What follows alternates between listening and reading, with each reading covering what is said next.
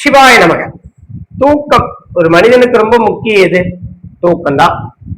நல்லா தூங்கல அப்படின்னாலே அடுத்த நாள் நம்ம நல்ல முறையான வேலை வாய்ப்புகளை, அதாவது நம்ம போறக்கூடிய வேலையில நல்ல முறையா செய்ய முடியாது. ஒரு ஸ்ட்ரெஸ், ஒரு மன அழுத்தம் இருந்துட்டே இருக்கு. அப்ப வாழ்க்கையில ரொம்ப முக்கியம் தூக்கம், ஒரு ஓய்வு அப்படிங்கிற விஷயம். இந்த தூக்கத்தை சொல்லக்கூடிய பாவகம் ஜாதகத்துல 12.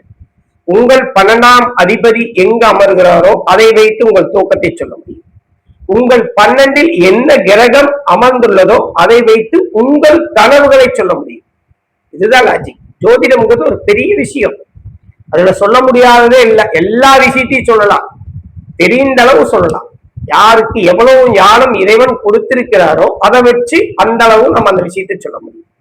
அதனால உங்க தூக்கத்தை சொல்லக்கூடிய பாவகம் 12. அவர் அமர்ந்த வீடு ஒரு தூக்கத்தினுடைய நிலைமை சொல்லு. 12 இடத்தில், 12ஆம் இடத்தில் அமர்ந்துள்ள கிரகமே உங்கள் கனவுகளை சொல்லும். இதையை தாண்டி எந்த விஷயமும் உங்க வாழ்க்கையில் நடக்கவே நடக்காது. சரிங்களா?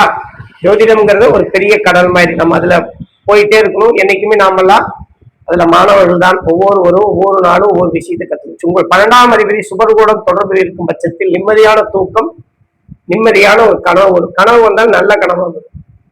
சரிங்களா?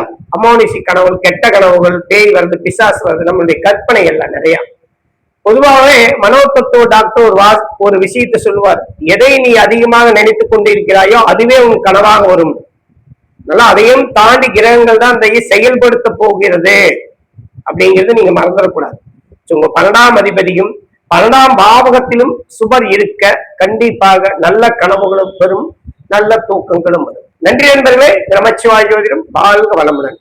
எல்லோருக்கும் இறைவன் சகல செல்வங்களையும் சௌபாகியங்களையும் கண்டிப்பாக என்னுடைய குலதெய்வமும் உங்களுடைய குலதெய்வமும் உங்களுடைய இஷ்ட தெய்வத்தின் அருளாலும் நிம்மதியுடன் வாழ்வீர்கள். நன்றி நண்பர்களே. நமச்சிவாய ஜோதிடம் வாழ்க வளமுடன்.